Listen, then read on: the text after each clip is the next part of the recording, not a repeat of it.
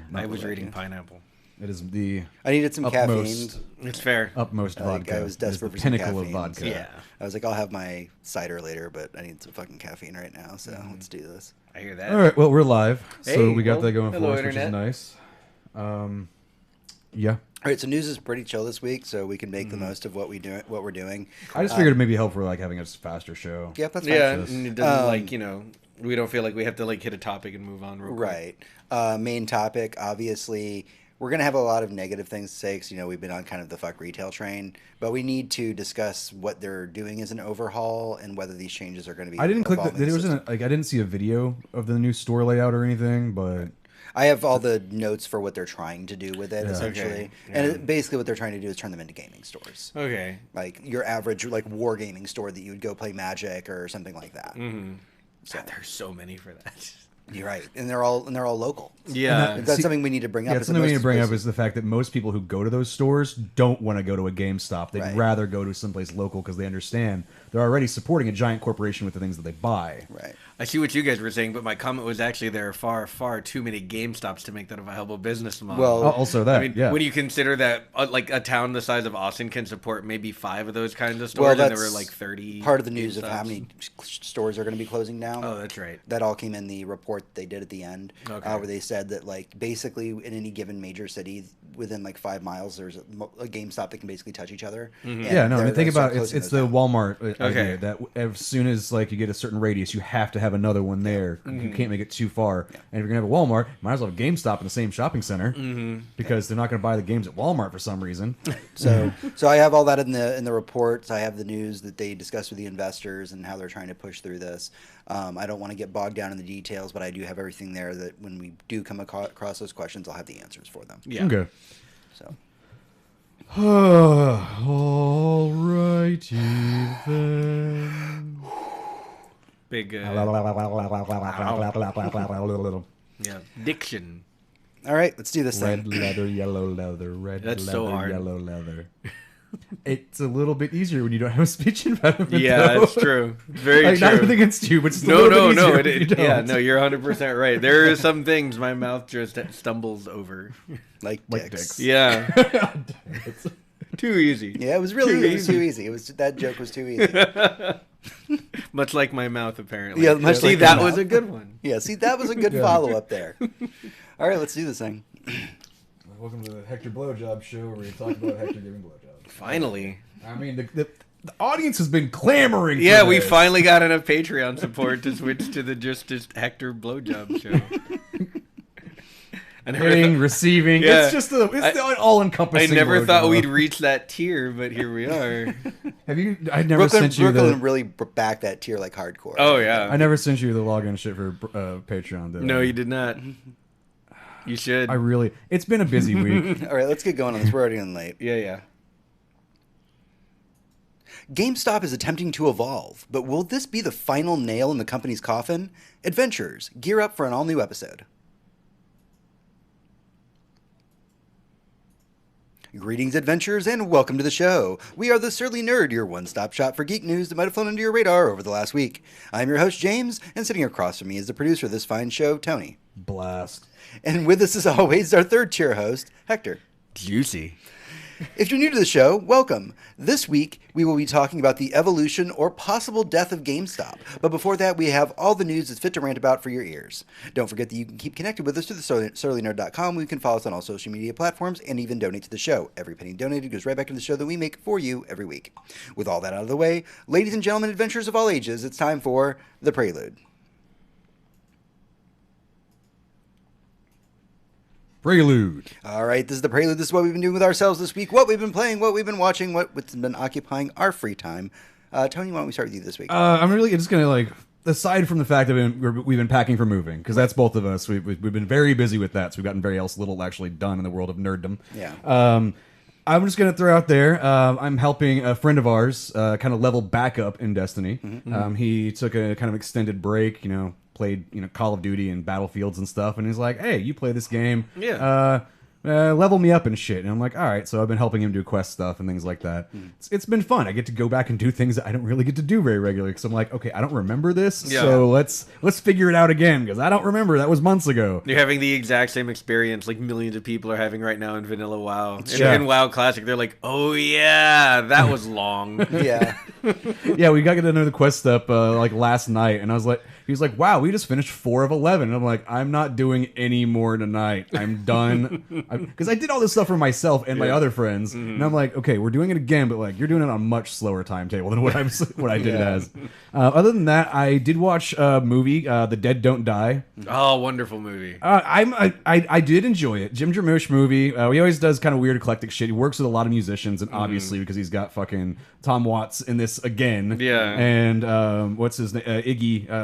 Iggy Pop is in this as a zombie. Right. He kind of the Adam Driver, Bill Murray. Yes, Adam Driver, Bill Murray, Chloe Sevigny, Tilda Swinton. Everybody he's worked with ever before. Right. It's not anybody new really in this movie. If you've seen his movies, you know who the actors are going to be. It's like an Edgar Wright movie. You know what's going to happen. Yeah, and it is a very funny movie. It's very meta in its storytelling of zombie story and also filmmaking. Right. It felt like the second coming of Shaun of the Dead when I saw the trailer. It's not. It's super not that. Well, it's not at all an Edgar Wright movie. It doesn't have that same pop, but it's not a reverence for zombie films. It's a reverence for Jim Jarmusch making movies with his friends. Okay. Yeah, this movie seems exactly like that. The entire premise. It feels like the cast is just there to like have fun. They literally have lines in the movie about that, about how this is a movie, and some of them didn't read the script. Well, there's a line that goes, "It's like, well, why would we go there? How do you know? How do you know he'll be there?" And Adam Driver says, "Well, because I read the script." Okay. And then, and he's like, "Yeah, I got it." And he's like, "Jim gave you the whole script. He only gave me my lines." Okay. Yeah, so it's meta in that aspect. The entire movie is about the song from Sturgill Simpson, "The Dead Don't Die." It is literally the entire premise of that. If you read the lyrics of that song, it is the story of the movie. And it plays the entire movie. And at one point... I really hope you like Sturgill Simpson, because I do, and that song gets played, I think, like 10 times. Yeah, there's a point where Adam Driver is literally says, well, because it's the theme song. Yeah, that's at the very beginning in of the movie. reference to the song. Because they're sitting there, it's like the very beginning. It's like the first 10 minutes of the movie. It's playing in the car, and Bill Murray's like, this song's really familiar. And Adam Driver's like, yeah, because it's the theme song. Okay. Interesting. Yeah, it's very on the nose. It's not Shaun of the Dead. It is not a reverence for zombie movies. It is very blatant. It is very blatant. Very much a Hollywood movie of friends coming together to make a product. And as long as you know what you're getting into going into it, you'll be able to laugh at everything. Yeah, and I really did. If you don't know this stuff going in, you're going to watch it, much like I did. I watched the first trailer, I think, when it like a year and a half ago, and I had no clue really what was going on in it. And I was like, cool, love the song. And then I started being like, okay, it's weird meta.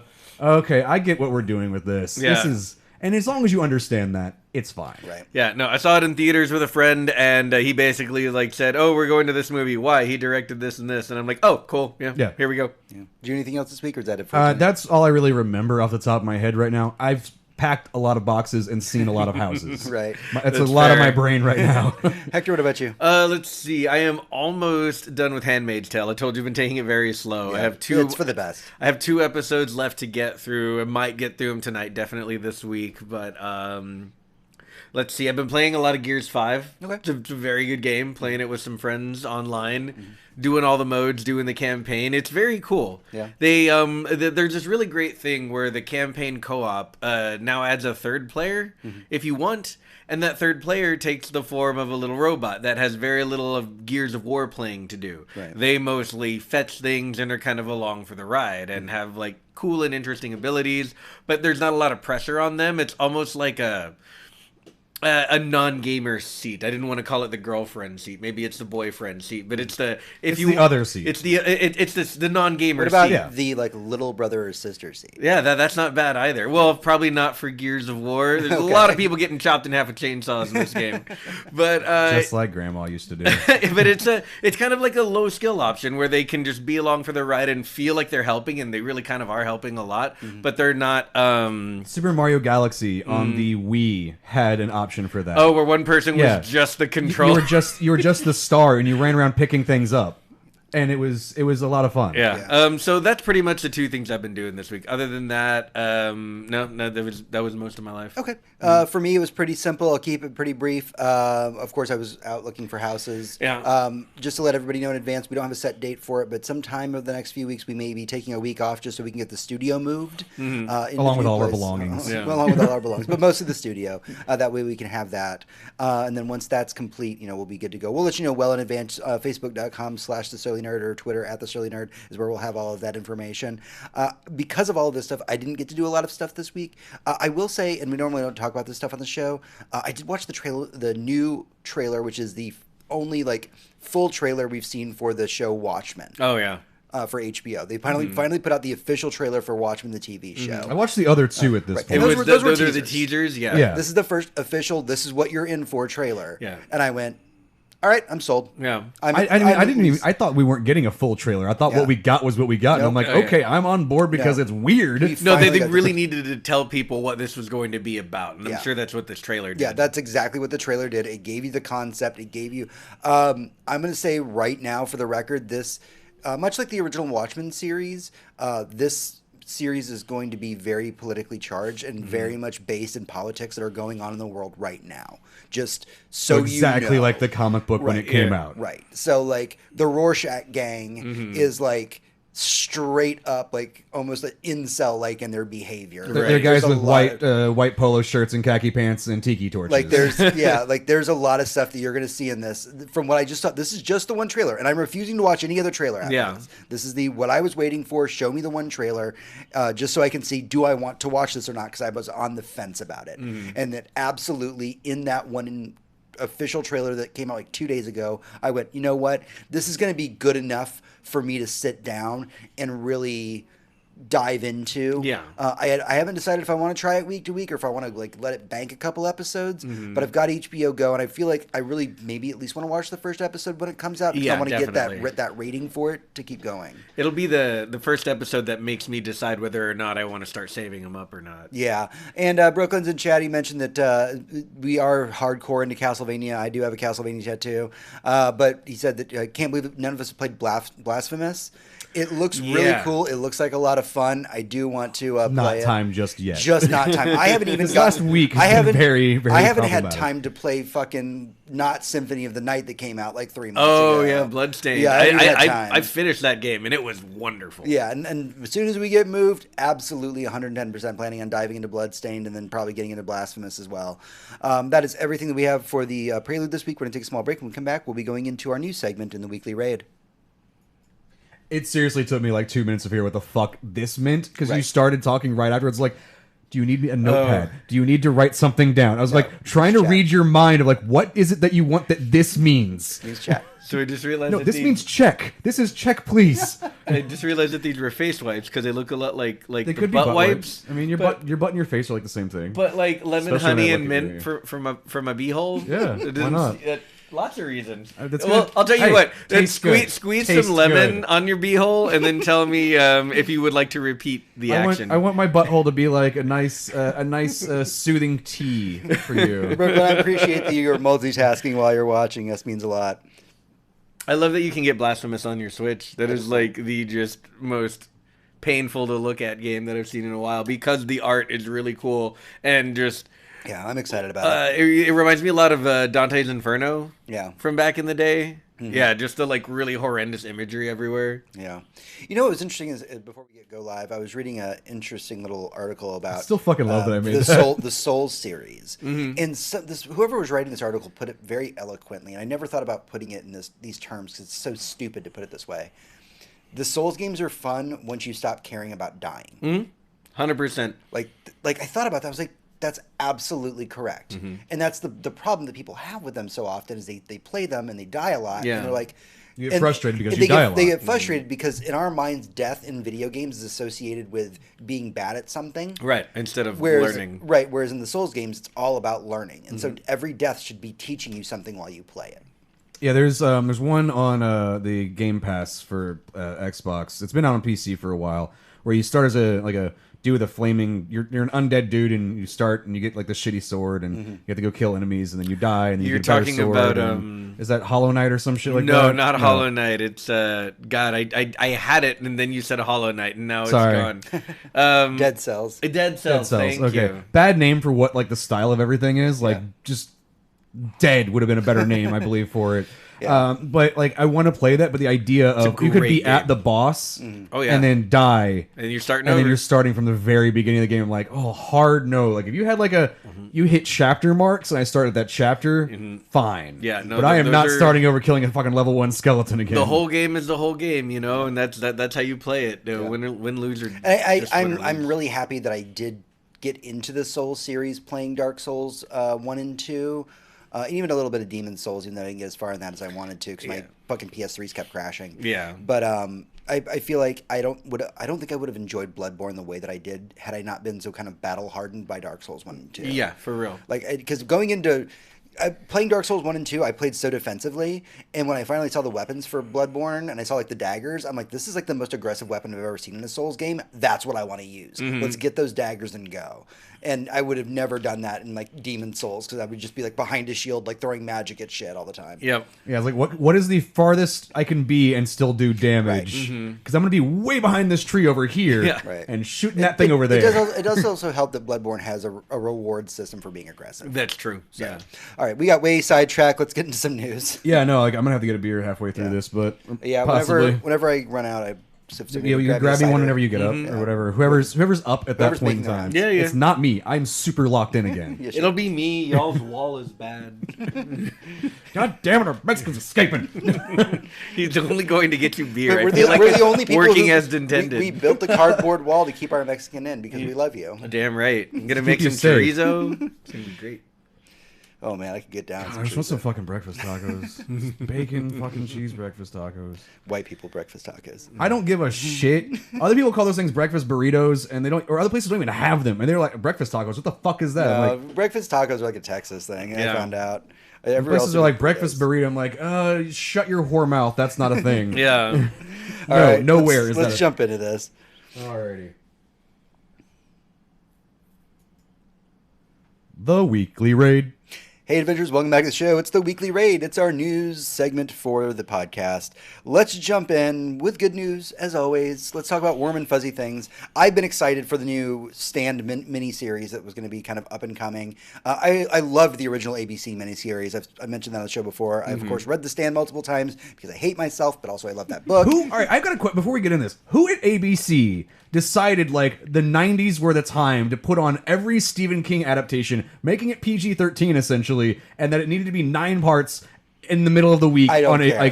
I watched what fucking fucking all of craziness it. Some were guy they who doing? saw The Shining and was like, "Hey, this is a really good idea," and you're like 10 years too late, and he's like, "No, I'm not." Yeah, like Yeah, they- it's just so odd that the 90s were full of these ABC miniseries of yeah. Stephen King. Oh, yeah. And like really cut down to what you could put on broadcast television, And which yet- kind of destroys the story. and yet it scared the shit out of everybody when it was playing on ABC. well, it's because Tim Curry. It is Tim Curry. He's a very scary man. Actually, he's Yeah. a very beautiful man, but he can play some scary shit. Oh yeah.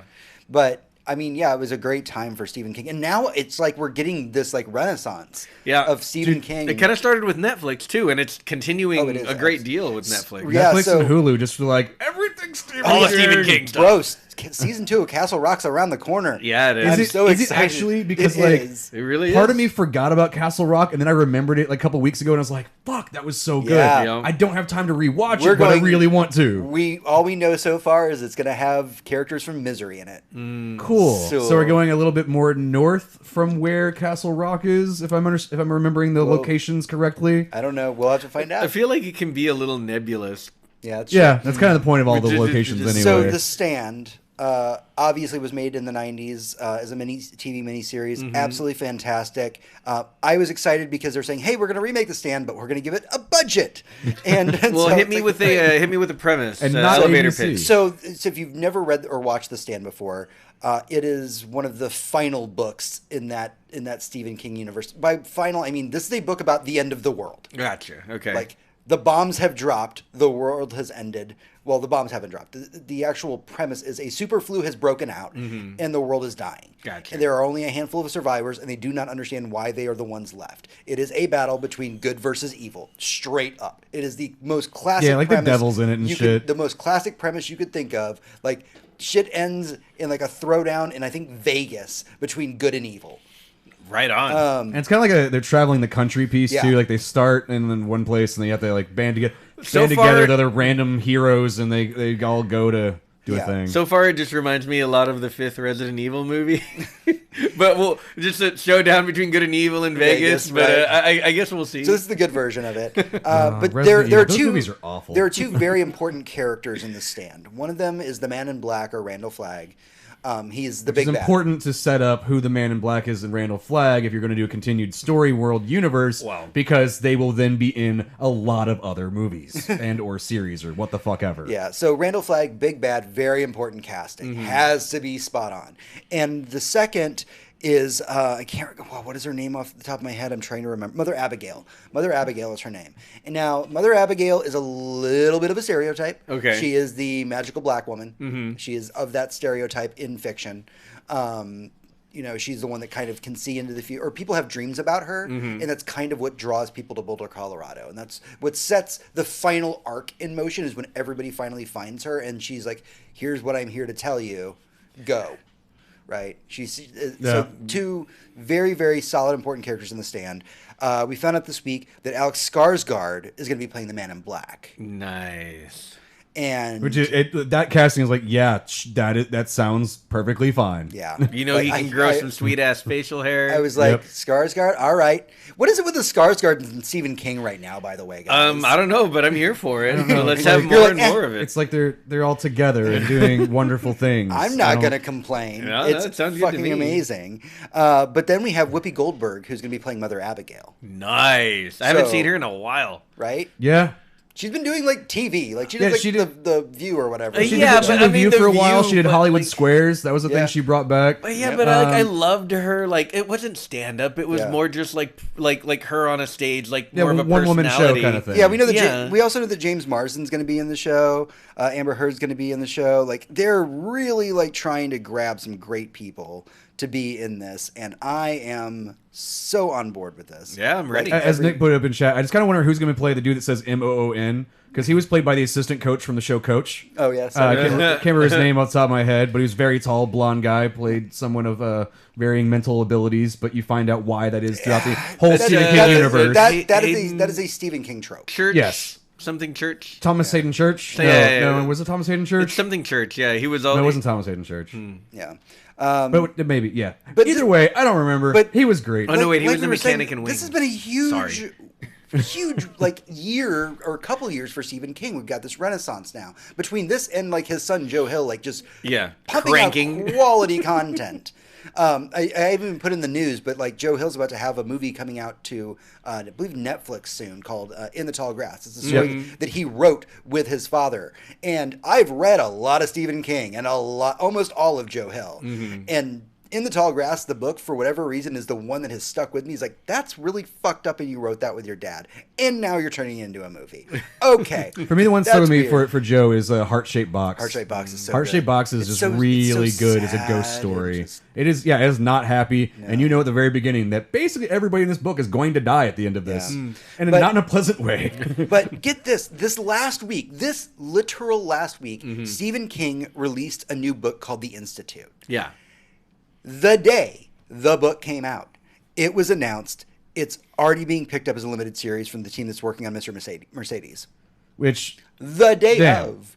Like, holy shit. Yeah. The day how the far we've book come. came out. Yeah. Yeah. and this is also on the heels of Stephen King just put out his new dollar list of his short stories yeah. that you can purchase the rights of for $1. He's like, hey, it's been like a couple years since I updated this. By the way, here's the stories that you can go buy and turn into whatever the fuck you want for $1. He's Yep. such a good person. And it's like, god damn, like- Stephen King. Like if Santa Claus only the fuck gave out. out literature. He like donates so much. He donates tons to charity. He teaches in Maine. Like he spends a lot of his time teaching, and writing books, and also just like hating on politicians He on Twitter. loves I music don't as know well. when he has time to actually write books. Because No. we know that he gave up cocaine in the 80s. Yeah. So, like, So he's sleeping at some point. right, he's sleeping at some point. Or maybe he did enough cocaine that he just doesn't sleep anymore. He sleeps while writing. But he also needs time to hang out with, like, the multitude of corgis that he has. Yep. One thing I liked, he was doing it for Entertainment Weekly for a while. He did the back cover like once a month. The back page, it was just whatever the fuck Stephen King wanted to write about, and that's he often wrote about the music that influenced or that he listens to while writing and stuff. Which is where I found out that Stephen King likes Blind Guardian. Oh, really? Yeah, he listed them as one of the bands that he likes to listen to while writing, and I was like, really? Weirdly, that's one of the bands that I like to listen to while writing as well. I'm starting to wonder if, like most writers, at least the famous ones, get just thousands and thousands of like asks and prompts from people. Like, could you please write something for this? Could you please write something for this to forward to my book, the back page of my magazine every month, whatever. And while most of them have the good common sense to say, no, I'm fucking busy, he's just like, I can fit that in. Yeah. Just with all of them. And he's like, hey, would you write a forward to my book? Sure, I could do that. could do Whenever that. give me a splash, like a little quote for this, I'll do that too. yeah. And he's so When does he write the and actual he's so, books? He's so influential, though. Oh, yeah. And he gives, like, if you go into the history of horror, the original Evil Dead movie would have never become the cult classic that it was if it wasn't for the fact that Stephen King saw it and then basically said, by the way, everybody, you need to see this movie. And everybody went, okay, we'll go see this movie. Cool. And then we got the Evil Dead movies. Which guy gave us Sam Raimi's entire career, which gave us the original Spider-Man movies, which kind of led to the renaissance of Marvel films coming out. Comic book films, to the comic films, to having Endgame created. I mean, it's entirely Stephen King's fault. Yeah. I'm okay with that. I'm okay with more things being Stephen King's fault. Yeah. Absolutely. So just a really quick byline, since the book just came out, the Institute's concept is that kind of in the middle of the night in the suburban Minneapolis, people come in to this kid's house. Holy shit, he wrote someplace other than Maine? Yeah. That's amazing in itself. He was driving through. Kidnap this kid, and the kid wakes up in a room that looks exactly like his own. The place is called the Institute. There's other kids that are in the Institute that have like telepathy and like telekinesis and stuff, but nobody's ever left the Institute. Okay. Like everybody's always been locked in there. So this sounds like a weird like horror / X-Men. Okay, thing. so he's gonna be the X-Men guy, Legion, and he's gonna break everybody out. Yeah, probably. Maybe That's he really just- very similar to his storyline. See, there. he saw the trailer when we did for the New Mutants, and he was like, "That's never coming out. I'll just write it." Yeah, pretty much. That's exactly what he did. And I'm okay with that. I can That's live fine. with that. All right, so let's move on from all of our fun Stephen King talk. I feel like there was more Stephen King stuff. There was like 5 million Stephen King things. I narrowed Yeah. it down. You do tend to get some good news for all I mean, gaming. it's a game show. I mean, you get that from Gamescom in Germany. Yeah. Like, it's not just European focused. Yeah. Yeah, so there was a lot of stuff that happened at TGS. Not a lot of it was newsworthy, I would say. There was a lot of Japanese-centric stuff. Like they had like, oh, here's a Persona PS4 that you can buy. And you're like, okay, well, that's And cool. like the 10 people who like Persona were like, I've already got a PS4. And but- I That's hand really- drew Persona art onto it already. Yeah. Thank you very much. We but got a bunch of Norman Reedus. Right, so we did get to see a lot of things about Death Stranding. And that was kind of cool. It was just more gameplay to kind of explain what Death Stranding is. Yeah. Everyone's question is, but what do you do? Right. And so all of the footage was like, here's what you do. Right, yeah. You're walking around, you're delivering Yeah, because packages. my current knowledge is you fail to walk up a ladder and you pee on things. Is my current knowledge of what you do in Death Stranding. Right, That's most of the game. right. So Cool. the I super want to play that. So the core story concept is that essentially the apocalypse has happened, and it was probably man's fault that it happened. Oh, yeah. Definitely. I mean, nature doesn't fuck up that bad by itself. Right. And that your job, aside from delivering Amazon packages, i.e. babies, I guess, is that you're trying to connect the cities of the world and try and get them to work together again. And the whole thing is a babies are giant Wi-Fi? metaphor. The whole thing's a giant metaphor for the fact that we are very disconnected as a society, even though that we're more connected than ever, and that we need to find a way to connect with each other once again. That's the Okay. big overarching metaphor that Kojima's going for this. Right, and it seems And- like and a lot of the okay. game has to do with you taking supplies in between settlements that are requesting them while you try and reestablish lines. Yeah. There's And not everybody also- wants to have a connection with the outside world. There are people that are bunkered down being like, Yeah, no, dude. Being- If I got a bunker and I can live perfectly fine at the end of my days, and I've got just a video game, I'm probably fine. right. Just fuck off. So not please. everybody wants to, but that's part of the idea is that you find ways to reach out to those people and connect with those people because we all should at least in some way be connected to one another, but actually connected, not just like virtually connected, not just liking things or things of that nature. In fact, Kojima says that the game is very political, that the Death Stranding is essentially a worst case scenario for the world. And really, when he talks about that, he talks about things like Donald Trump. He talks about Brexit. He cites these things as these are the negative forces in the world that could lead to the world that I'm creating right now. Right? Like these are these horrible situations that are happening IRL. And if you think that my game's politically motivated, guess what? It is. Like, and honestly, the way people have treated Kojima's work and should is as art, and art doesn't have to be, but could and should be political sometimes. Yeah, I mean the Metal Gear Solid, the first one, the one for the PlayStation, the first Solid game in the Metal Gear series was entirely about nuclear disarmament. Yeah. And it really made that point at the end of it. But if you played the game and it hadn't like given you blurbs at the end, you still could have entirely gleaned that message from the game. Yeah, we probably shouldn't have so Metal many Gear Solid nukes. 4 is completely about why the world is in a bad place and how horrible privatization of militaries are. And like, this is a bad idea, and this is why. You're literally just buying people and paying people to die, and you can do that in the actual world that we live in right now. Yep. So I think it's fascinating that he's willing to dive into these topics, that he's willing to take the risk on such a politically charged game. Obviously, we here on the podcast have talked about things like Wolfenstein in the past, and we're like, no, do this. Like, not every game has to be political, but when they are, like, please, like, bring that. I mean, there's a right way to do it and a wrong way, and we usually find the ones doing it the right way because they rise to the top, like, anything good. And the ones that do it the wrong way usually end up being, like, I don't know, like your average Call of Duty that's trying to make a point in the same vein as, just give that angry cop a Pepsi. Right. And usually it's forgotten more than maligned. Yeah. And it's important to note that games like Death Stranding and Wolfenstein, no matter how dark they get, I mean, their core message is hope. I mean, in Wolfenstein 2, and I haven't completed it yet, but I mean, the main character goes through horrible, horrible things. Oh, yeah. And the idea is that there's always some kind of hope there, and that leaning on your friends is an acceptable thing to do. And I think that's what you're going to see with Death Stranding. I think that one of the reasons that Kojima wanted to have so many of his friends in it, and like probably Keanu's probably in it, guys. I'm just spoiling it right now. Probably. I'm almost guaranteeing. If not, he's going to be in the next one.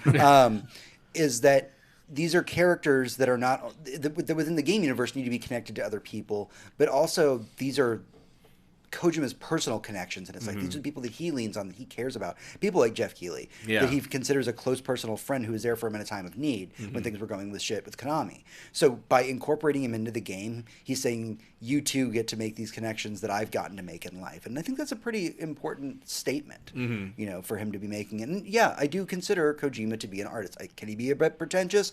Oh, absolutely. Yeah. You already said artist. But you know what? Most great artists can be a bit pretentious at times. I say this as somebody who writes as a hobby. Right. So, like, I can get up my own asshole all the time when I write.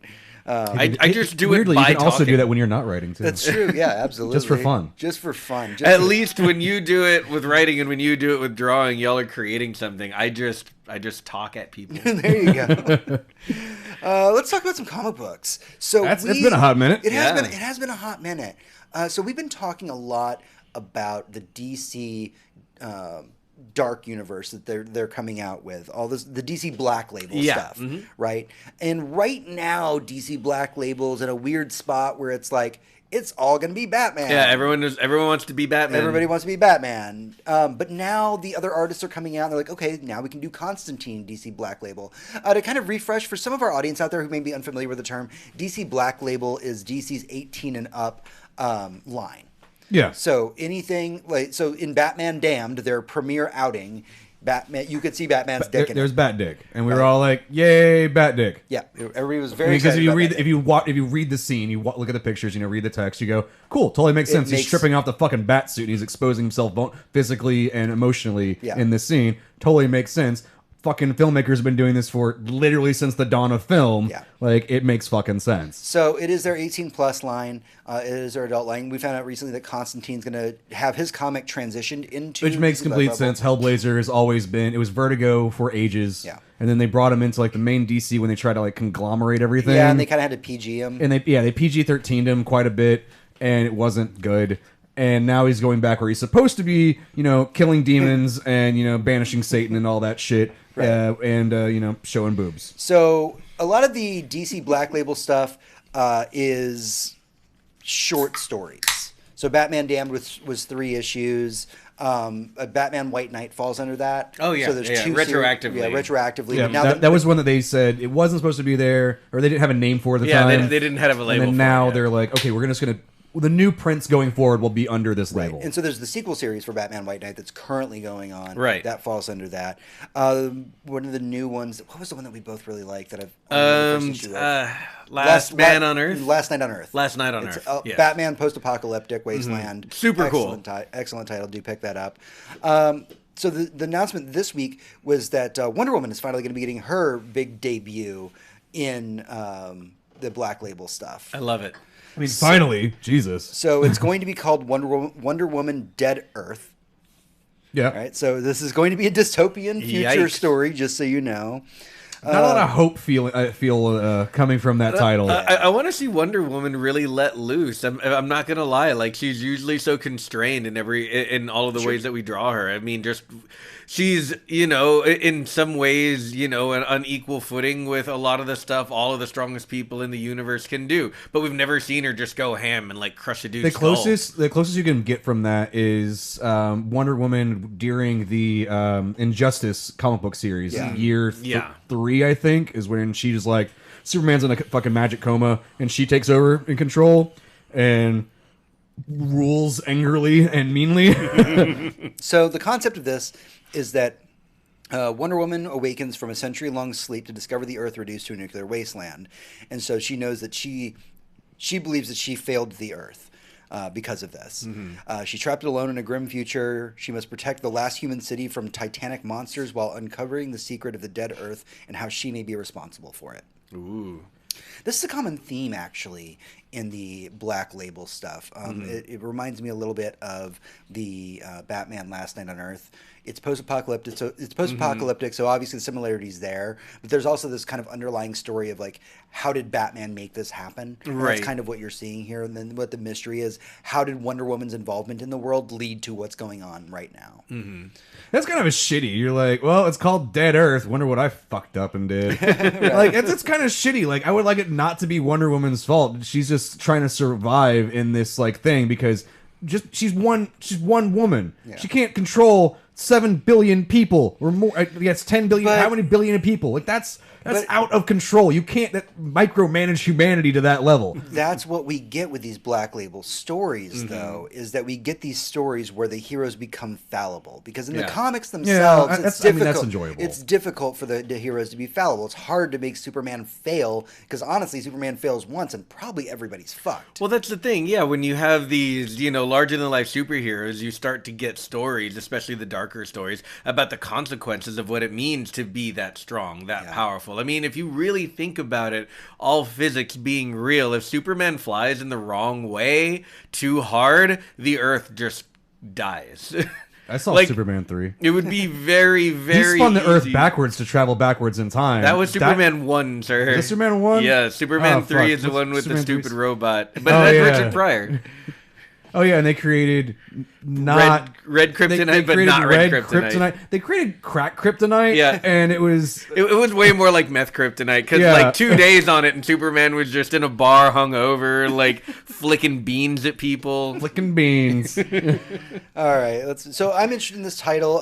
The release date is going to be the 18th of December. Yeah. So keep an eye out for that. Do you Sweet. go to I'm interested in it. Like, I just kind of like to get this idea. Like, we get this whole story how the world's destroyed, and there's these like giant fucking elder monsters taking over everything, and you find out the entire thing was entirely because Wonder Woman decided to like be in love and go on a honeymoon. Like that was it. Like she left for 5 minutes and she wasn't there, so everything broke loose. She's like, guys. Sometimes I just want the world to stay And that's saved. why you should never love anything. Guys, I left you alone for 5 minutes, and there's kaiju's running around everywhere. Right.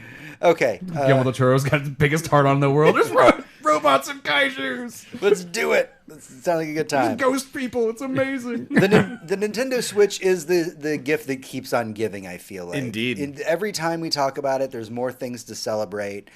This was one that I feel like came out of nowhere, although it was almost kind of obvious and in our face.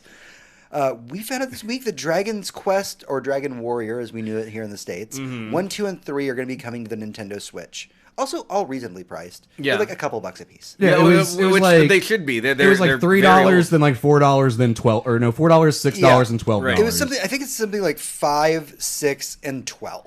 Yeah, I remember the last one being 12 and the middle one being 6. So the first one, And- either way, that's pretty well. For They're those games and the huge history of them, they're fucking great. You could easily drop 40 plus hours into each one of those. Easily. I never played. Still to this day. I never played Dragon Quest 2, but I did play 1 and 3 obsessively, and I know how much time I spent on those. Yeah. And they took, instead of just going with the original NES, they took the there was a mobile release that happened in Japan at some point where they updated the graphics. Oh, yeah. Still the same game, all that stuff. It's just more of a 16-bit-ish kind of look to it, very cleaned up. The menu systems are a lot easier and a little bit more accessible for people. This is fantastic. Yeah. Like, if you are unfamiliar here in the States or in the Western world, Dragon's Warrior / Dragon's Quest is one of the biggest RPGs out there. Oh, yeah. I mean, it defined the genre of RPG. it really did. In Japan, when a new one comes out, they have the company, the publisher, has a deal with the Japanese government not to release the game during the week. Yeah. Dragon Quest games 'Cause are everything's gonna shut only down. allowed, not exactly, but almost by law, to come out on any other day but Friday, because it tanks the economy if they come Kids out during don't the go week. to school. Yeah, but people don't adults go to don't go to jobs. work. Yeah, it's a type of game where everyone gets it and goes home and plays it for a few hours, like every night for months. Yeah, and I mean the original games. I think even the more modern games, the artist who worked on them is a guy who made Dragon Ball Z. So everybody's like super into that art style. Oh yeah, the art style is usually gorgeous. The systems are usually robust and huge, huge worlds, hundreds of characters. Like, Yeah, it Big, really, big it really stuff. pulled a lot of inspiration from like the original like wizardry games. Yeah.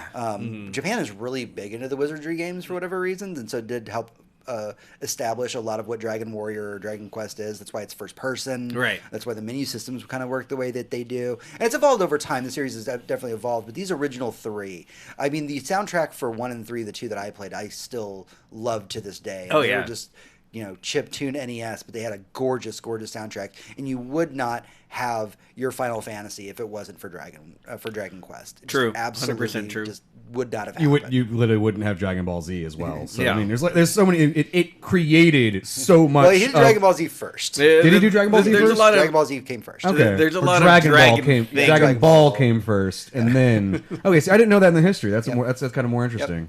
Yep. All right, we got a couple more things to talk about. We can knock out TGS. This is going to be an interesting one to talk about because there was a new Resident Evil game that was announced over the last week, and it's a bit different than what people were kind of hoping for.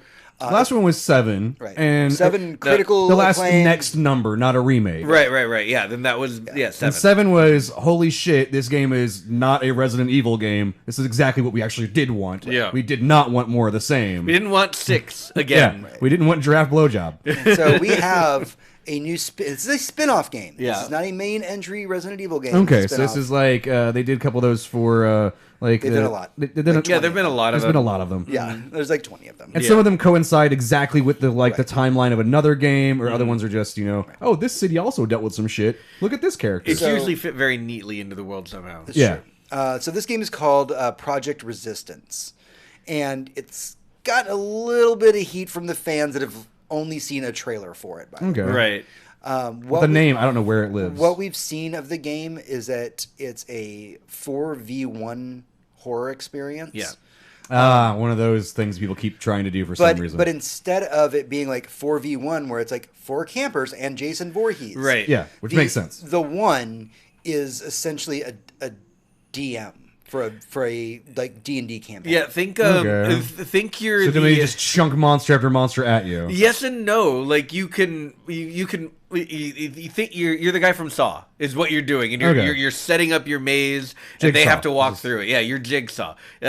Doors are booby trapped, or you can lock people in with a room full of monsters, or you can set a trap here and there, set up cameras. They can shoot cameras out. Their job is to survive, and your job is to murder them. Right. Okay. And you can also occasionally This take sounds over, like fun. You can also occasionally take over the monster. So if you like summon a tyrant, you're like, well, it's boring if you just summon a tyrant, but like if you get to It'd be really the fun if I tyrant, could- if I that could be tyrant's the guy. AI isn't great, Right. but if I was the tyrant, it's also to Yeah. leave the players wondering which of the zombies in the room is just a zombie or which one might be the player controlling. yeah, which one is going to rush me and which one is See going to that? stand in See, the I back. love that idea that you can create this world for other people to be in, and then you can just be a random zombie minion inside of it. And if they kill you, the game's over. They win because you killed the head zombie or some shit, even though it was Jim from accounting. Right. So a lot of people have been kind of pushing back against this and being like, well, we really loved Resident Evil 7.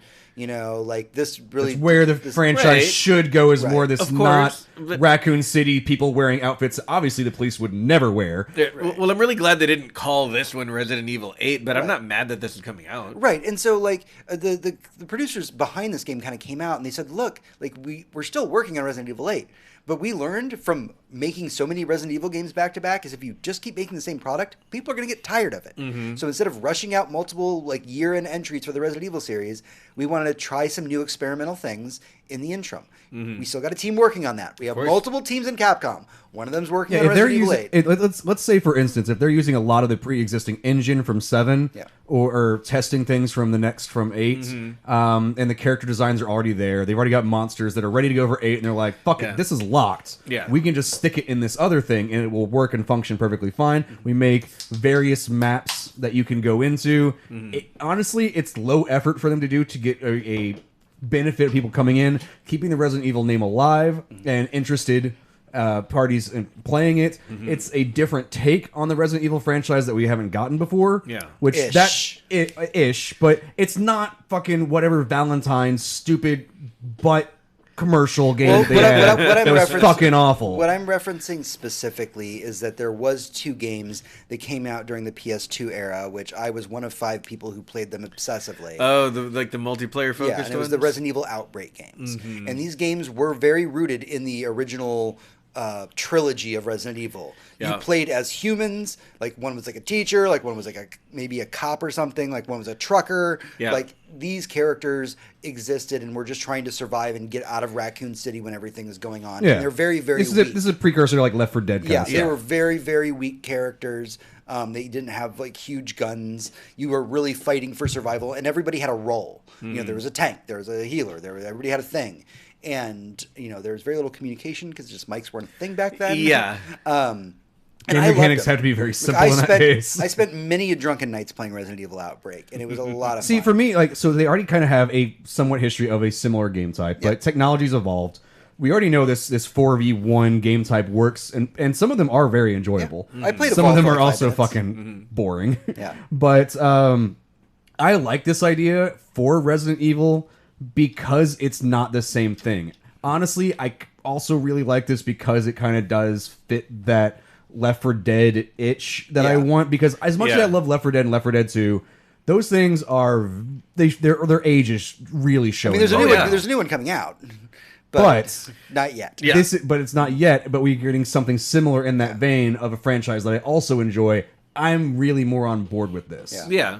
Yeah. Like you said, I'm glad that they're not rushing out 8. They've done so much good work with their engine since 7. They've got so much goodwill in the people that like I hated Resident Evil for ages. Oh, yeah. And then they've made 7 and it was like, you've redeemed yourself. Pretty much all the years from before 5 till after 6, I was just like, Resident Evil is over, #canceled, but then 7 was amazing. And then they remade 2. And then well, that's the thing, like with Resident Evil 2 and the work that Capcom did with Devil May Cry, their current engine is gorgeous. Yeah. So I can't wait to see what they do with that for Resident Evil 8. Yeah. But I'm happy that they're taking their time with it and doing something interesting in the meantime.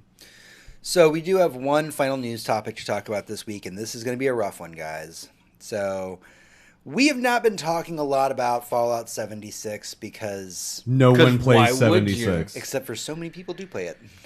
I feel like their player base is like literally no one. So it's time to talk about the dirty side of Fallout 76. And that is that when Fallout 76 was coming out on stage, amongst the multitude of promises that were made on that stage that day, one of them was that at no point in time in the history of what will become the game Fallout 76 will one be able to go online and use microtransactions to gain an edge in the game. Everything, the words were purely cosmetic that were Yes. spoken on that stage at E3 by Bethesda. And much like everything else that was said on that stage, a complete and utter lie. Yeah.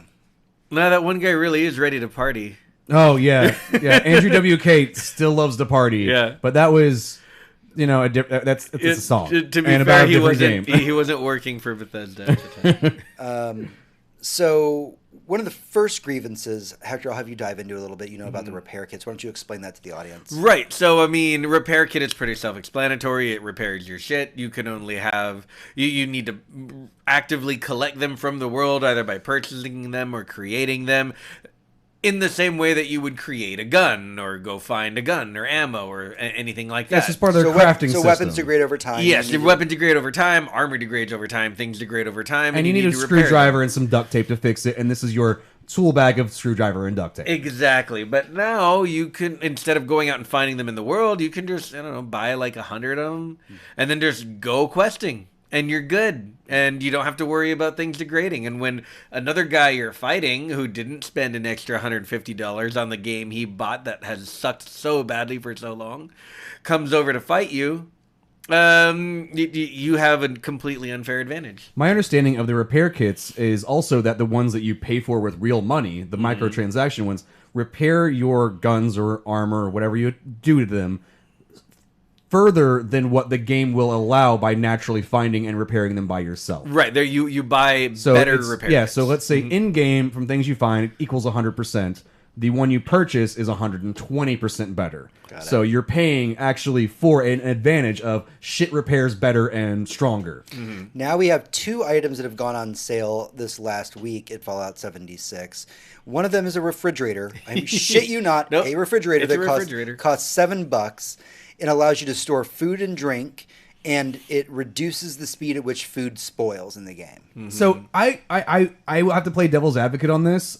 They just created Freon, and it's the only refrigerator left with Freon in it, and Freon costs money, so that's why it has the added benefit of how it functions. 'Cause you can get an old refrigerator, but no Freon, and it's not going to do fucking anything. Second station that you can buy that is supposed to be, again, purely cosmetic, but is not, is what's called a Collectron Station, which sends out robots into the wilderness while you are doing your quest, your whatever, and they search for scrap, and they just bring it back to you. Yep. So you can make all those repair kits that you could have bought otherwise. Yeah, it's a fetch robot that you need to pay real money for. You can't make it in the game. I'm sorry, both of these things are fucking bullshit. Well, first of all, the idea of selling you an in-game item for $7... That has a functional and gives you an advantage over other players. Right. I feel like This Fallout is- 76 is about a week away from premium ammunition. Literally paying for ammunition that does more damage. Unless you buy this, the enemies actually don't die. Yeah. Like that kind of bullshit. Like how angry would it be if you bought yourself a copy of Metro 2077, and there are 2 types of ammunition in that game. Yes. One is better than the other. One is literally used for currency. Yep. But the game told you, so that premium bullet that you want is going to cost you $1 a shot. Yep. Like people would, And honestly, if I was playing Metro, I'd be it'd like, be that insane. sounds about right, it actually. actually does sound about right. I've read that book. It sounds about right. About $1 a shot. Yeah. But yeah, I mean, people are still, for whatever reason, still rallying behind Fallout 76, even though they're making these very egregious decisions. Yeah, I feel like the people who still like the game, the people who are still fans, somehow aren't going to be convinced by anything. I feel like we're in the realm of the the fall very, of Rome. very vocal minority that is, like President Trump supporters. You could shoot someone in the street and you wouldn't lose any of them. They'd come up with a good They're still reason. right on their side. Yeah, they'll be right there. It's hard for me. This is something that hurts my heart because I am probably one of the biggest Fallout fans of that I know in our friends group. Definitely I'm in a- the group, yeah. I'm a giant fan of the Fallout series. Like, they make any announcement and I'm like, I'm here for it. Let's do this. Yeah, more Fallout. And everything that I'm hearing about what they're doing with Fallout 76 it hurts me, man. Yeah. Like it physically hurts me to hear them Honestly, talk about Because this. it'd be one thing if they were just fucking it up and making a bad game, and you could be like, "Man, what are you guys doing?" Right, you just fucked up and made a bad game. Whatever, next time we'll go again. But it's what they're doing is just cynical, evil, greedy bullshit. I honestly, while yes, it is those things, I think that if Fallout 76 had a larger player base, we wouldn't be getting a $7 cost for this refrigerator item. The reason I'm hitting I you would is like to because think that- you keep not doing what I say. Why do you make me hit you? Why do you make me hit you, Tony? Yeah. The game is worse because people stop playing it. Well, yeah, People stop playing it. They're expecting. They have this because it is Bethesda, and they do have a board of directors and a board of people You know that are like, what? "You must make this much out of money." They're like, "Fuck, we only got 10 guys. We got to find a way to get $7 from all 10 of those guys." Right, but Because we didn't have the 100 that would have paid us well more than that. Right. I would agree with you if it wasn't for the fact that everything else that Bethesda's putting out is starting to reek of this as well. Oh no, If this was a one-time situation, I'd be like, okay, maybe they're trying to make up for a lack of player base. No, other games that Bethesda's putting out is putting in microtransactions. Look at Wolfenstein's expansion. Hate to break it to Wolfenstein, not 3. No, definitely not 3. A Youngblood. Yeah, Youngblood. Youngblood. People can play it without microtransactions, Oh, yeah. but I hear it's a whole lot faster if you play with them. Yeah, it absolutely is. It's a very different kind of game. I can see what they were going for, and I actually had a lot of fun playing it, and I didn't spend an extra dime. That being said, it would have been very easy for me to, and then I would have had everything I wanted basically instantly. Yeah. It's one of those. And that's the things I've been playing Wolfenstein 2, and apparently there's like some mini expansions in the game. Yes, and I'm not familiar with them, but I was playing it, and I was like almost tempted to like pick some of the mini expansions up because I'm like, this seems like it'd be a lot of fun. But there was that thing. There's the Fallout 76 message in the back of my head that says, if I do this, I'm showing them that like I'm willing to drop. Yeah, no, money it's on the Borderlands 2/3 way of thinking. It's it's only 99 cents. I'll just go ahead and pick up this stupid hat or something. Yeah. No, don't do that. Don't give them that benefit of buying something that's completely fucking arbitrary or something that is game breaking because it shouldn't have been there in the fucking And we have first people place. literally in our chat right now talking about Fallout 76 and saying that they're waiting for an expansion pack that will put actual NPCs in the game. Right, so they Wasn't left that out supposed the to come out like 6 months ago. They left the NPCs out of a Fallout game, and then they wonder why everyone's mad and more people don't still that play story the they game. completely just took away from the world.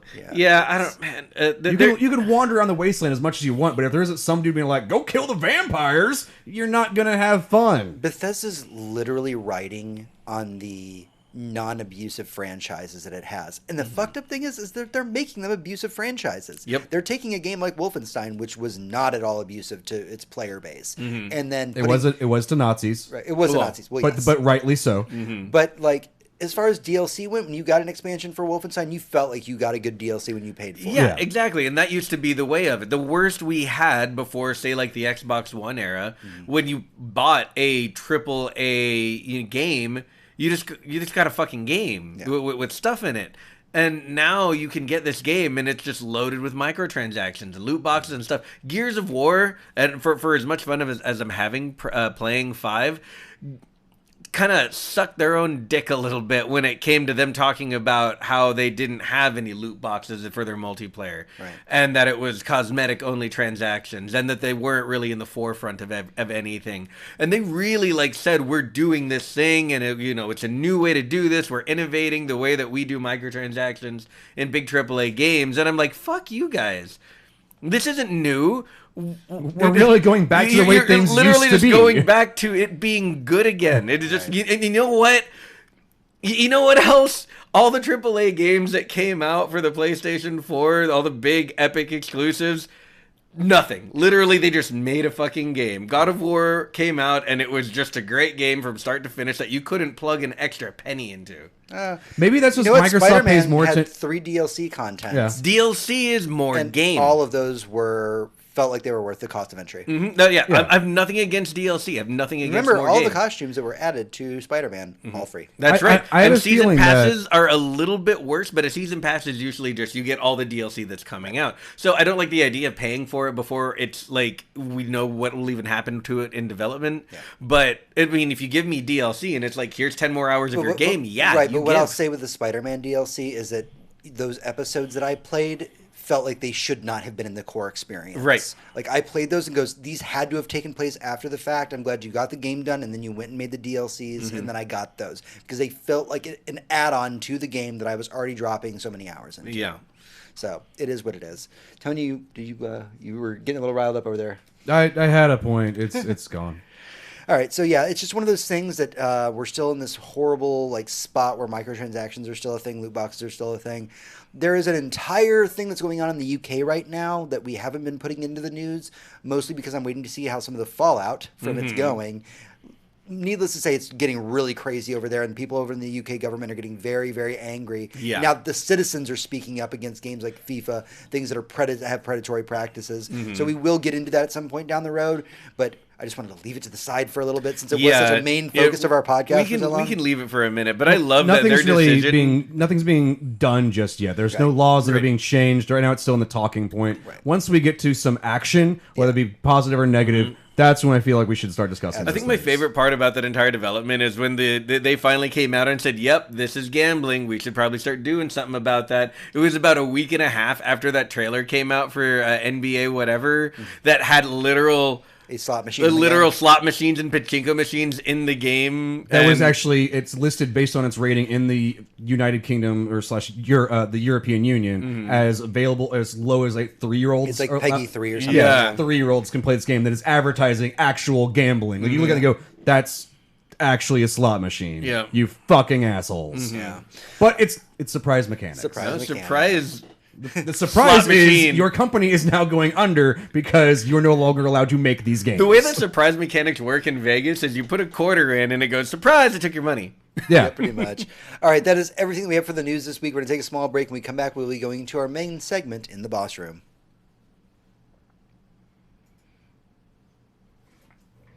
Surprise, I took your money. Wasn't that exciting? Let's do it again.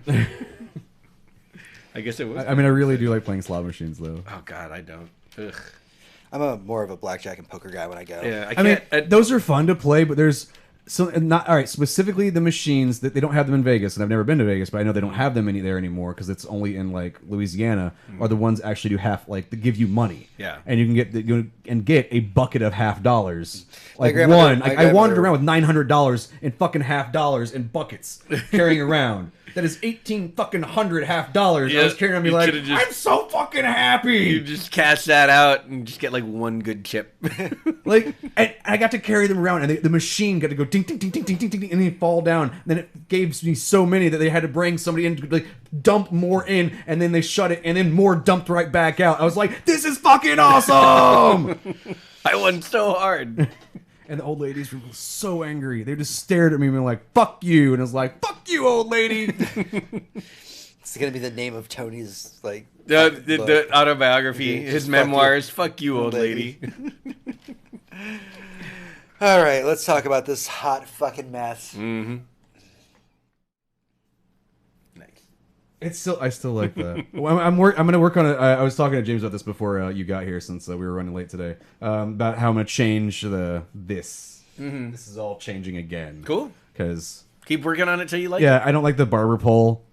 It's just it bothers me now. Now I look at it and go like, fuck, that's just a barber pole. Yeah, and the fact that it moves is super distracting. Oh, the other one's going to move too, but it's not going to be the same. Okay. It's going to be different stuff that's moving. Because it moves slowly enough that I'm just like, is it moving? And then I just stare at it. And it's actually slowly transitions between purple and blue. So it actually does slight color variation as well. Because I was bored and fucking around with things. All right, ready for the thing? Yep, ready. Let's go. Boss room. Hey, adventurers, welcome back to the show. This is our boss room. It's our main talking point for the podcast. Sometimes related to the news, sometimes not. So, we have a pretty heavy topic to talk about, one that we've dived into in the past, but not at length. We are going to be talking about the entity of GameStop, the retail establishment of GameStop, and what changes they are going to be doing in the background. Now, I've pulled news from several sources to make sure that I had accurate information so that we have the proper numbers for this. I do want to give a shout out. There is a YouTuber out there, up and coming dude called Camelot331. He actually used to work for GameStop, and he got his start on YouTube after he left the company, just talking about all the bad business practices they have, and basically dived into the really horrible shit that goes on behind the scenes.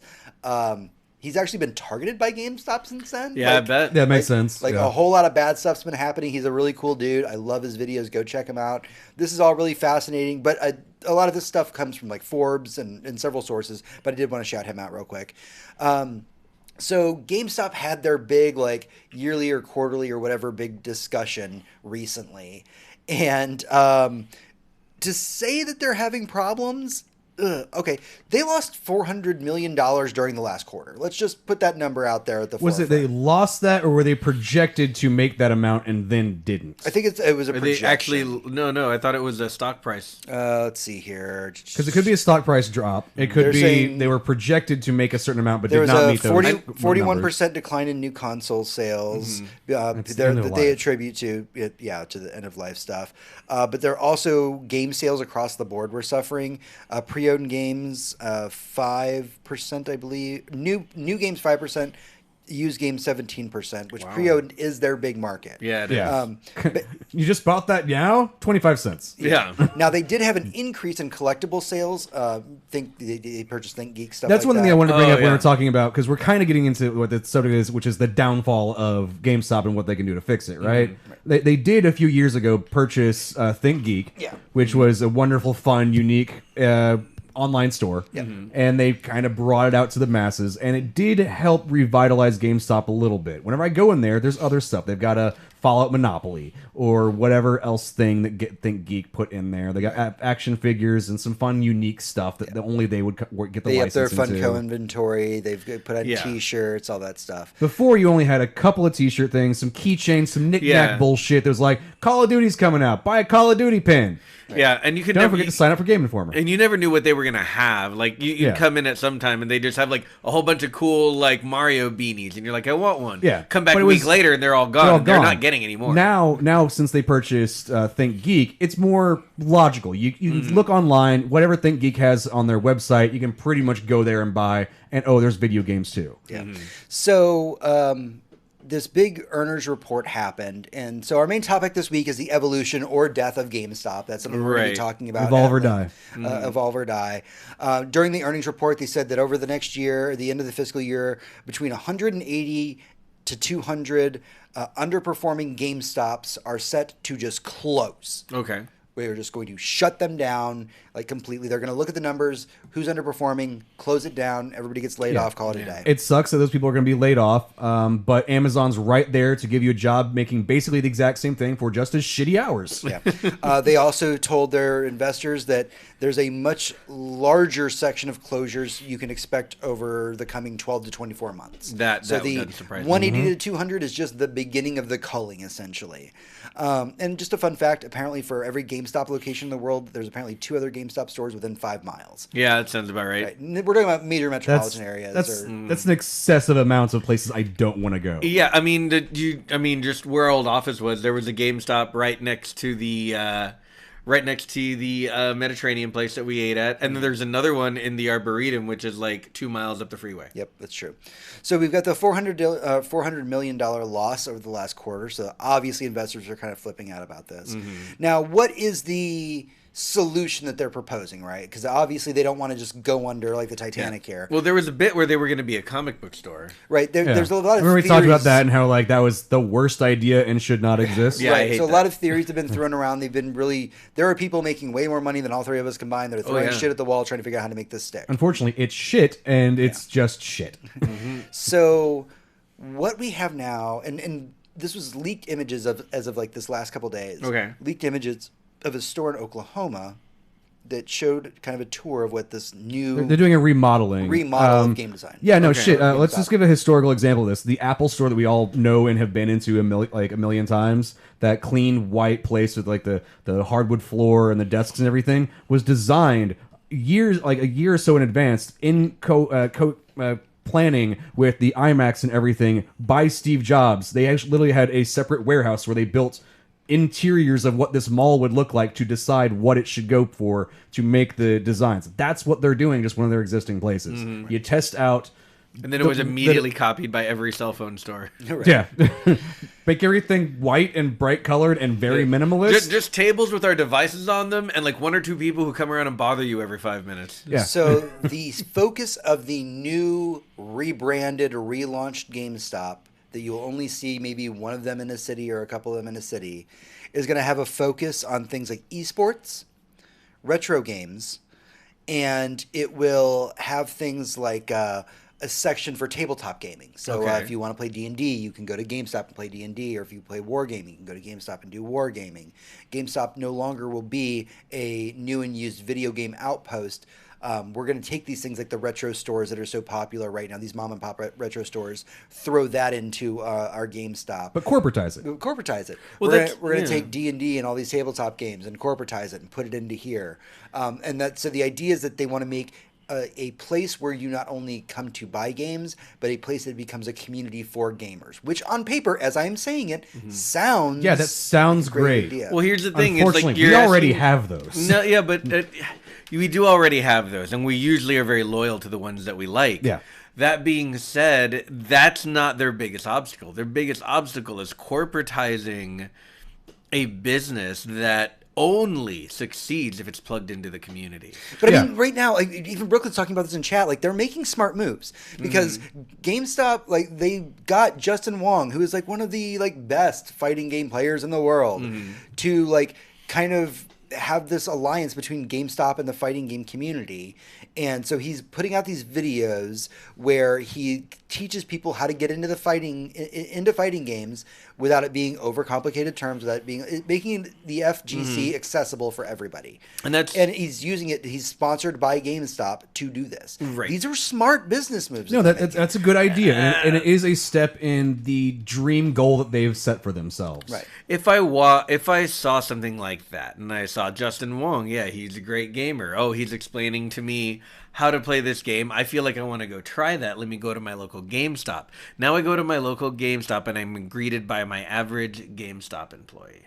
And I leave and I never, ever, ever come back. Because it was like a 16-year-old who was like having his first job and really didn't know what he was doing. The reason I go to the stores I go to is because the guys there behind the counter, when I'm asking them about comics, when I'm up behind the other counter asking the other guy about Magic or D&D or whatever's going on, or just the guy who's like way too into So Funko specialists. Pops. These people, they're not just specialists. They're not just nerds. They're plugged into their community and people. They're people's guru. Yeah, You like, know? let's say you go to one of these, like one of our local stores, and you're like, "Hey, I've the D&D's blowing up on YouTube. Right. There's that YouTube channel that everybody fucking watches where they watch people play D&D, and you're like, I want to play D&D too, so I'm gonna go to my local gaming place, and you're like, cool, go talk to Jimmy. Jimmy's the one you talk about D&D stuff, and you go, hey Jimmy, how do I get into D&D? He's like, well, buy this beginner box. And if you don't have some friends, here's all the days that we have people coming in to play this and to show you how to set it up and expand your group of friends and do all this shit, because we did that for our community. We've been working on this for years with the people that we know and love and trust to build this type of environment. Right. You know what GameStop's going to have?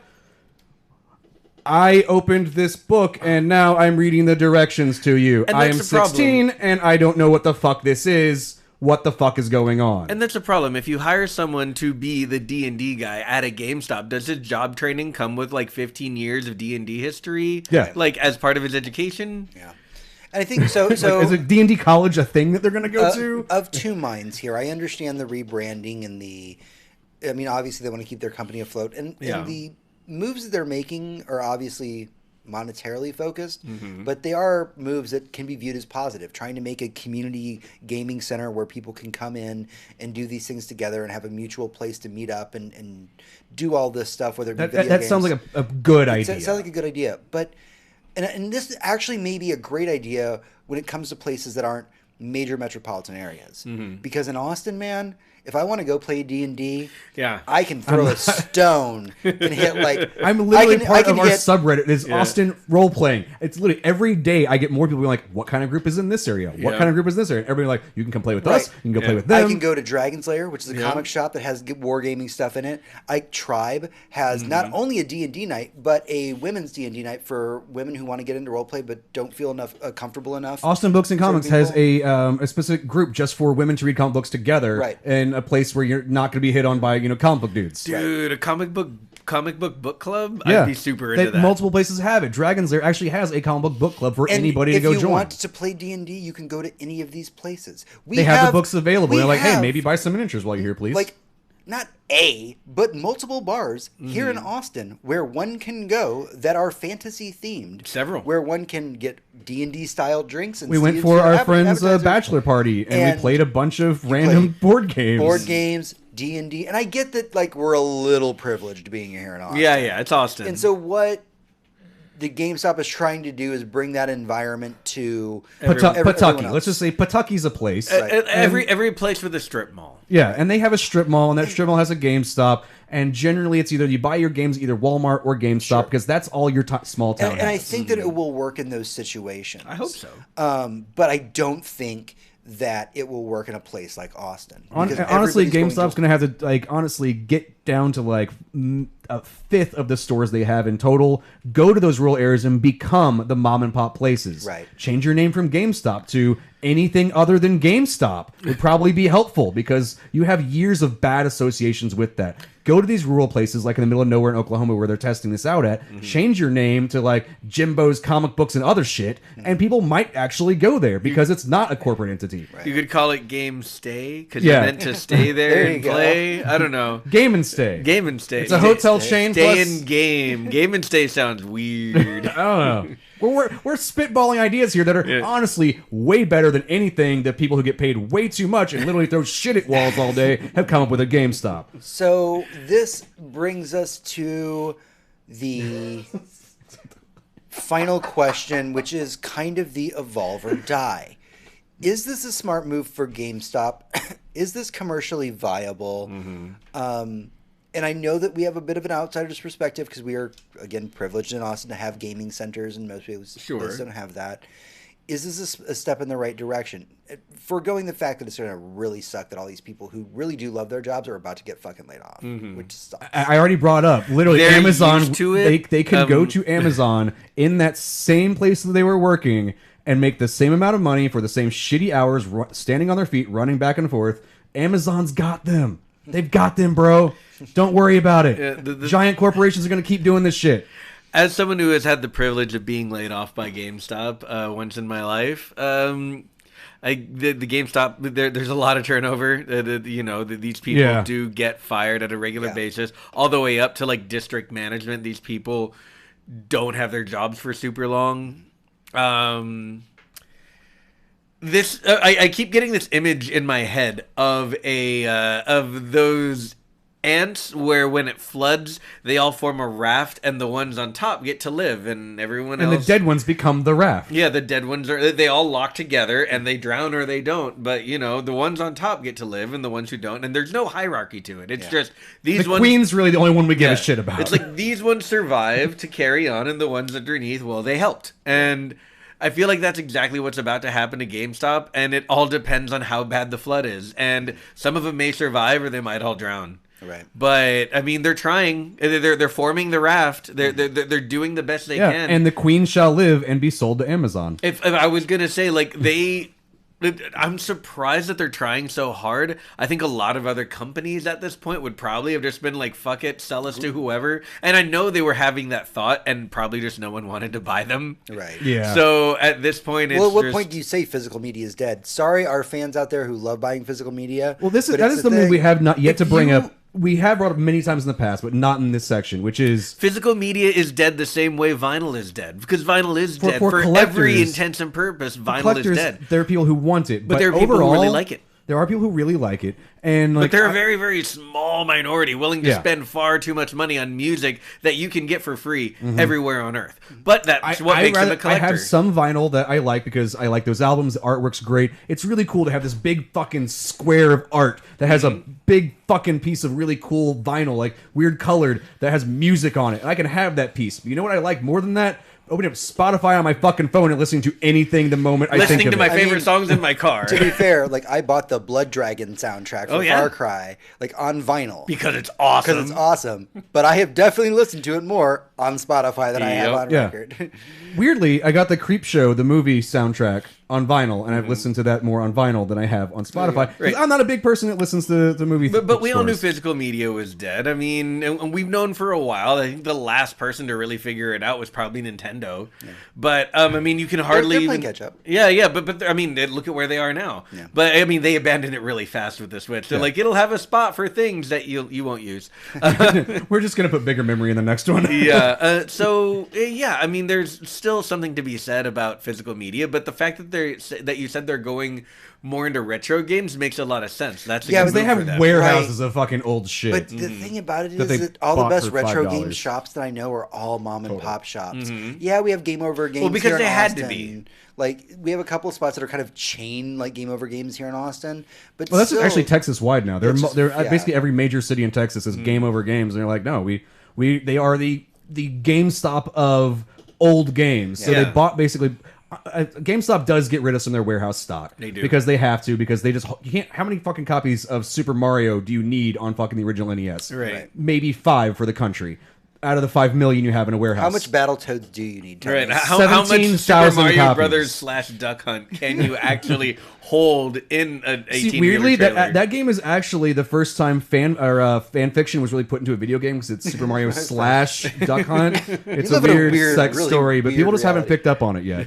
The shooting at the screen, that was a whole mechanic about their relationship. Wow, he had a weird childhood. What are you gonna dude. say? What Slash happened when- fiction's a thing. What happened when you put like world class track meet into it? Because that was the game that I got was the 3-in-1 cartridge. Yeah, you got Oh, your track dude, meet already. 3-in-1. That's just asking for sore hands. All right, but what I'm saying is you get companies like Game Over Games to buy a, kind of a warehouse out, and then they took that to their own warehouses and they distribute it amongst their places here in Texas, and they can have smaller stock. And honestly, I like that idea because GameStop has warehouses of fucking old games. They have to do something with them, right? I think the reason that GameStop could ever exist, just when you get really all the way down to it, because we do have our Walmarts and our Targets and our Best Buys, and of course you can. And if buy I'm going to video- collect shit, they have the collector's editions too. Of course you can buy video games at those places. I think the reason GameStop thrived for as long as it did wasn't their used games program, which was popular, and it's where they made most of their money because they were just basically stealing. But GameStop existed and survived because it was a fun place to go to. After your trip to Walmart, your kid wants to go into the toy store, or maybe they want to go into the GameStop. You can take them into the GameStop because as an adult with a young kid at our age, there's some stuff in there for you too. And there's a cool beanie with a video game character that you played of when you were a kid, and that's been the case for a long time. Oh, That's it's got been the Space case- Invaders on it. I played that at the Yeah. arcade. I mean, that's been the case since the early 2000s and maybe even long before. So it was always a fun stop. It was a fun place to go. But you only went to look at games and maybe pick up a cheap one that you hadn't played before. Right. Now that's not a thing people do at all. Yeah, why? I've got Game Pass, Yeah. and if it's not on Game Pass, I can get it in the online store the moment I think I want it. Yeah, and now that, old games go on sale so regularly on all of the platforms, I mean, Sony We talked has their last old retro week sales, About Nintendo does. Direct, Yeah. and how many of their old classic titles are coming directly to the Switch. Yep. Why would I go out and purchase a retro, not Nintendo console to play the original cartridge when I can play that ROM anywhere I want to go with me, licensed by Nintendo? Exactly. So to kind of wrap this whole thing up, we've talked about the financial report that GameStop's had over the last week. We've talked about the changes they're going to be making. The ultimate question here is evolve or die for GameStop. Where do you think the future of GameStop lies? Hector, we'll start with you. Just to continue my point and really tie a bow on it, I feel like if GameStop wants to survive, they need to be what they were, is a fun place to go. But you have to have a reason to go. I think the D&D thing is smart. I think a really smart move The would comic book actually... stuff is kind of smart. Yes and no. I don't know. I feel like comic book people might really gag at the thought of going to a GameStop for D&D comic people are books. going to do the same thing. Magic the Gathering people. They don't care as long as the cards. Yeah, if They just they want the cards. if they turn their store into they all have a pretty great selection of Magic the Gathering cards, those people will go anywhere for a tournament. Yeah. And I know because I've been to a few and I have a friend who goes to a lot of them. Magic the Gathering people will go to any tournament they can, and there's money to be had. There's money in drafting, there's money in all of That's that. just poker players. They're going to show up at a fucking poker tournament, Right. no matter if it's held in a fucking Holocaust survivors museum. They're Right. still going to do it. So if you can do that and D&D and miniatures and retro Sounds like the games. saddest poker game ever. yeah, But but you they're can still get- going to show up. But then you have a place that people will go to for reasons other than, I just need to pick up a game real quick. It's someone's birthday. And I think that's really the way to go. But they have to adjust who they hire, why they hire them, what their background is. They have to adjust the hours of the store because drafts go all night. Yeah. They have to, I mean, there's a lot of things to play around with. And But mom and pop places can do that. right. So Corporations really, a lot harder to get that boat moving in that direction. and that's the thing. So this really is evolve or die for them. If they can become a corporate company, a big company that can allow their stores to individually think like mom and pop stores, to have that dexterity. yeah, of then they'll business. survive. If not, then they won't. Then all the ants drown. Yeah, I can completely agree with you. I have a little bit more sadder version of the future. Like I think Hector's is where it probably will go. But I also have the same feeling that it's going to go down that way, but it's not going to succeed. Right. That boat's not going to be turned into having that flexibility. That in 5 years, Amazon buys all of GameStop for a ridiculously low price. About $5, I think. I mean, for trading. Yeah, trading. They're getting the GameStop trading value for GameStop, and they're specifically going to wait that long. They probably shopped around to Amazon already, and they're like, we want this many billions of dollars, and they're like, cool story, bro. We're gonna wait, much like Yahoo. We're gonna wait until you're down to like nothing and then buy you. Yeah, it's one thing to negotiate from a position of power, but if someone sees you bleeding out, and Yeah, says, we're "Please help watching. me," We're watching them get their gut shot right now. GameStop Yeah. is gut shot, and we're going. Well, cool. Your boots are about to be free in about 5 minutes. yeah. Instead of helping you, I'm gonna watch you bleed to death and steal your wallet. So, Yeah, and I think that's what we're gonna have. 5 years from now, we're gonna be talking about how Amazon is acquiring GameStop and turning it into their little Amazon corner stores. Where you have your packages dropped off there. You can have all your subscriptions gone through there. Oh, look, if you want to get the physical copy of your fucking game, show up to your local Amazon corner game store, and there you fucking go. That's, I'm guessing, 5 years at the earliest is what we're gonna get that, but probably in the next 10 years, GameStop will no longer exist. Okay. The next console generation, which we didn't really discuss on this, is going to help them stay alive a little bit longer. maybe. But honestly, the big box retailers, and I mean that being Best Buy, Best Buy, Walmart, Target. those places, and Amazon, Yeah. that's where you're going to get your consoles. Shit, you can buy most of them directly from the manufacturer now. You can True. go on Microsoft.com and be like, I want an Xbox, and they just send you a fucking Xbox. You don't need this. Why am I paying a third party person to be in between me getting my things? Yeah. Like, that's me just going directly to the fucking drug dealer, the guy that made the drugs, and be like, give me the fucking drugs. Yeah, It's so much easier. I have no doubt that the day the PlayStation 5 launches, I'm going to get the box from Amazon on that day, and just that'll be the Or story. maybe you of ordered it from Sony. Oh yeah. Oh, God, if only if So, they would let me. My perspective on it, and by the way, credit where credit's due, that $5 trade-in joke did come from our chat. So It did. Yeah. thank you, chat, for that. Thank you, chat. I mean, they were picking low-hanging fruit already. though. So my kind of final thought about this is when I look at all the strides that they're making, I feel like GameStop currently is making the right decision for all the wrong reason. Mm-hmm. The idea of making a community-focused, this is your one place to go and play games that you want to play D&D or Warhammer or whatever you want to do. This is where you go to like do LAN parties, all this stuff. They're doing it, and they're doing it to stay afloat. But there are so many places out there that their livelihood is literally this. Yeah. People who start comic shops don't just... I guarantee you nobody starts a comic book shop and says, I'm going to become a millionaire because I started a comic I book can't shop. wait to No, they start my started a comic book shop and just roll around because someone in their life limousines. went, you have too many comic books. Either you start selling them or I will. Right. But I mean, the people that go into doing a comic book shop or doing a wargaming shop or doing, just a general, tabletop gaming shop, they don't go into those thinking they're going to be millionaires. Would they like to be? Absolutely. Wouldn't No, everybody? they care about something that they care about something deeply, Right. whether it be comic books or wargaming or And just that tabletop passion- games in general. That passion translates to when you go in there. When you walk into Dragon's Lair and somebody says, "Can I help you?"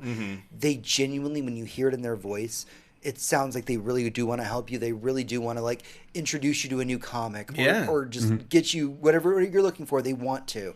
You go into a GameStop and you hear the souls of the damned. Well, the most passionate, I was going to say, that's about passion. You hear the passion in the voice from those people who have those stores. They're like, hey, you like this Spider-Man run. You should really check out this trade paperback you may have missed out on. And you're like, cool, yeah, totally, I'll buy that. The passion I get when I go into GameStop is please buy the new Mario game because it came out and I have to sell 13 more copies or I'm fucking fired. Right. And you're like, cool, Yeah. So- that's a lot of pressure. When I worked at GameStop, there were times where I could be like, this game is great. Have you never seen this? Definitely buy this. get them all the way to the counter. Would you please buy the game and form a subscription? Oh my God. And so I think that it is the right Desperation, thing. not passion. It is right that they're making a community-based store, but they're doing it because they're trying to stay afloat, and I feel like that will be lost. That passion will be lost. And it will work really great for, like I said, on those out, if you're not in a major city, GameStop might be your place. If you're a kid that's always wanted to try D&D, but you don't know where to buy a copy, that's going to be your place to go. And there might be a lot considering the popularity of Stranger Things. Right. But Or I could just go on Amazon right now and go. But I think at the end of the day, this is going to be just another stopgap. And unless they really make this program the most amazing, most interesting program in the world, most people are going to have an alternative, and they're going to go seeking that alternative. Yeah, I think you hit the nail on the head there. With what you said about why they're making the decision, it would be one thing if they were trying to adapt in this way like 2 or 3 years ago and say like, we obviously need to change our business model because the customers that we have don't really appreciate our store. Usually all you get from GameStop on the internet is horror stories. Right. Instead, they decided they tried that when they brought in Think Geek. Instead, they decided to change their business because they were bleeding to death and didn't want to declare bankruptcy. Yeah. So yeah, it's motivated again by money and not by like an actual drive to save the company. It doesn't seem like anyone who works for GameStop cares at all what happens to GameStop, and you can really tell when you walk into. So you're telling me the GameStop employee that I see when I go into my local one, the dude that's like, I honestly fucking hate most video games aside from this one, goes up to the president level of GameStop. They're like, no, we like a game individually, but the rest of it can fuck right off. Show me the That's CEO. how I'm If feeling. he's put more than like 10 hours into a video game in the last 5 years, I will be shocked. Okay, so that is everything that we have for the news this week. Our boss room was a really weird concept, but I think it was worth talking about. It worked out. Because really this GameStop is an evolving entity. They have enough money right now just to survive. Yeah. So it'll be really fascinating to see the road that they're going down. Again, I feel like they're going down the right road for the wrong reasons, but it may play out for the best for them. Psychic predictions. When are they actually going to go under? Like, Ooh, give me that's like a rough road. at least a year. If you want to go date an hour, it would be amazing. I need to see how this relaunch goes. I need to see how week one this launch goes, and then I can make a prediction. I'm calling it early. I'm going to say 2022 after they don't make any money from the next console launch. Okay. I was gonna go with like maybe 2026. I was giving him maybe another 5 years or so. I feel like they're planning on the PlayStation 5 and the Xbox Scarlet or whatever to come out and like really like help float them for a little while longer, and just no one's gonna buy. I can't imagine buying a new console. Why would I go to a midnight release of a console that I could have shipped to me the day before? I could have it. Yeah, I could. It'll just come in a box to my house or my work, and I can just plug it in, and when it's time to activate it, literally it's already on, and it just goes, oh, service works now, cool, here you go. Yeah, so if you have any questions, comments, concerns, opinions about all the stuff that we've talked about today, Tony, where can they find us? Facebook.com/nerd, like, share with friends. @TheSurlyNerd is our Twitter. Info@TheSurlyNerd.com is our email address. Surly.com is our website. Donate on there. Read some articles and shit. Go to Patreon.com/TheSurlyNerd to Patreon us, and because become a patron, and then maybe you'll get to see some behind the scenes shit that Hector's going to lead as soon as I give him the password tonight. Yep. Then we have Twitch.tv/SurlyNerd live every Monday, 7:30 Central ish. And in the next couple of weeks, pay attention to all those places because we are going to let you know if we have to take a week or two off because we are moving our lives to another house. Yeah. There's all of this that you see in front of you, all of this like master craftsmanship has to come down and go back up. And, yeah, we got to build sets. Yeah. It's a whole thing. Yeah. Lighting. I got to clean the puppets again. Yes. Yeah. It's gonna be a blast. We're just armatures, by the way. Until next week, adventurers. For Tony, this is James. For James, this is Tony. And I'm Hector. Adventurers, good night. And good game.